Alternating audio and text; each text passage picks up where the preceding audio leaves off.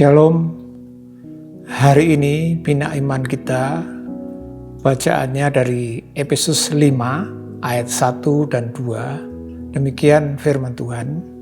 Sebab itu jadilah penurut-penurut Allah seperti anak-anak yang kekasih, dan hiduplah di dalam kasih sebagaimana Kristus Yesus juga telah mengasihi kamu dan telah menyerahkan dirinya untuk kita sebagai persembahan dan korban yang harum bagi Allah. Saudara-saudara, renungan hari ini saya beri judul Anak yang Terkasih. Kalau kita bicara soal anak, tentu setiap kita sebagai anak ingin menjadi anak yang dikasihi. Kenapa? Karena kalau kita menjadi anak yang dikasihi, yang terkasih, yang tersayang, maka kita akan mendapat hak-hak istimewa dari orang tua kita. Bapak, Ibu, saudara-saudara sekalian, demikian halnya yang bersifat rohani. Kalau kita ingin mendapat hak-hak istimewa dari Tuhan Allah Bapa kita, maka kita harus menjadi anaknya yang dikasihi, yang terkasih. Saya yakin setiap kita ingin diberkati lebih, diperhatikan lebih, mendapat hal-hal yang lebih dari yang lain. Apa rahasianya supaya kita menjadi anak yang terkasih di hadapan Bapa kita di surga?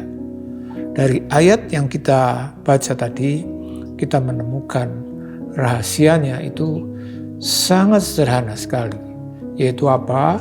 Dalam ayat 1 dikatakan, sebab itu jadilah penurut-penurut Allah. Kita harus menjadi penurut-penurut Allah. Kalau dalam terjemahan King James disebut follower of God, pengikut-pengikut Allah. Bapak, Ibu, saudara-saudara yang dikasih Tuhan, ini yang perlu kita kerjakan dalam hidup kita. Sekali lagi, kalau kita ingin memiliki posisi istimewa di hadapan Tuhan Bapa kita, menjadi anak yang terkasih, mari kita belajar untuk menjadi penurut-penurut Allah yang selalu mengikuti Tuhan dalam setiap langkah dan aspek kehidupan kita. Dan kalau kita berpikir serta bertanya, dalam hal apa saja Pak yang namanya menjadi pengikut atau penurut Allah? Saya katakan dalam semua aspek kehidupan. Mungkin kita akan berkata lagi, wah, kalau semua aspek kehidupan, mana ada yang bisa Pak?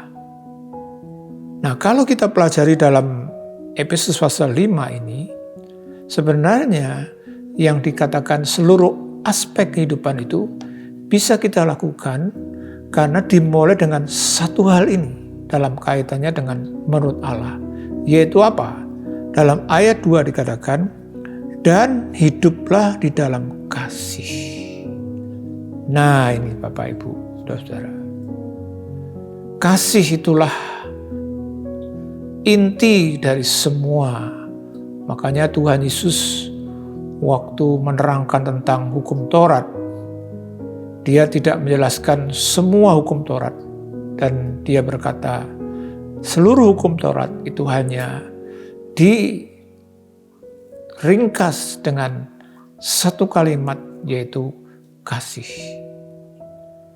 Maka ini juga yang harus kita kerjakan dalam hidup kita. Kalau kita semua ingin hidup menjadi penurut Allah, hal yang harus kita kembangkan dalam hidup kita adalah kasih, mengasihi Allah.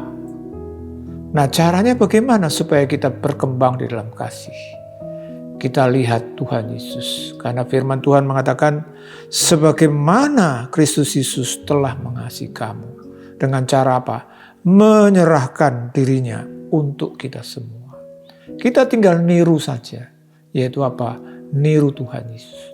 Tuhan Yesus sudah mengasihi kita dengan cara apa? Mengorbankan dirinya bagi kita. Sehingga setiap kita bisa menjadi anak-anak Tuhan. Dan kita semua, siapapun kita, punya kesempatan yang sama untuk menjadi anak yang paling dikasihi, yang tersayang. Rahasianya apa?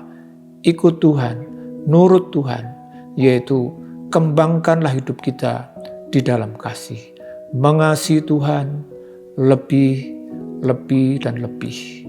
Dan itu kita tunjukkan juga dengan kita belajar mengasihi manusia. Kita lihat contoh Tuhan Yesus. Kita teladani Dia. Ikuti Dia saja. Dan kita akan terus hidup menjadi anak-anak yang terkasih. Tuhan memberkati.